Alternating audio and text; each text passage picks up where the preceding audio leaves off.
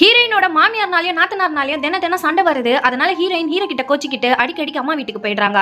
உன்னாலதான் வீட்டுல பிரச்சனை நடக்குது, ஒழுங்கா வீட்டுக்கு போன்னு சொல்லி தங்கச்சி சொல்றாரு. இப்ப ஹீரோயினை சமாதானப்படுத்தி வீட்டுக்கு கூட்டு வந்திருப்பாரு. இப்ப பிரசன்ட்ல குழந்தை மொட்டடிக்க பிரச்சனை நடக்கிற இடத்துல இருக்க எம்எல்ஏவோ இவங்க பஞ்சாயத்து பண்றதுக்காக வந்திருப்பாரு. அப்ப மாமியாரும் என் மருமகளுக்கு என் பையன் என்னெல்லாம் பண்ணிருக்கான் தெரியுமா, புடவை எடுத்து கொடுத்திருக்கான், சென்ட் வாங்கி கொடுத்திருக்கான்னு ஒரு லிஸ்டே போடுறாங்க.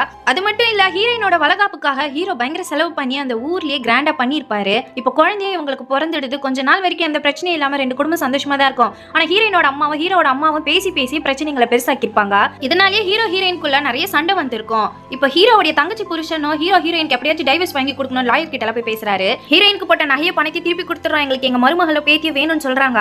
ஆனா ஹீரோயினோட அப்பாவை பேத்தியில கொடுக்க முடியாதுன்னு சொல்றாரு. இது கேட்டதுமே ஹீரோட தங்கச்சி திட்ட ஆரம்பிச்சிடுறாங்க.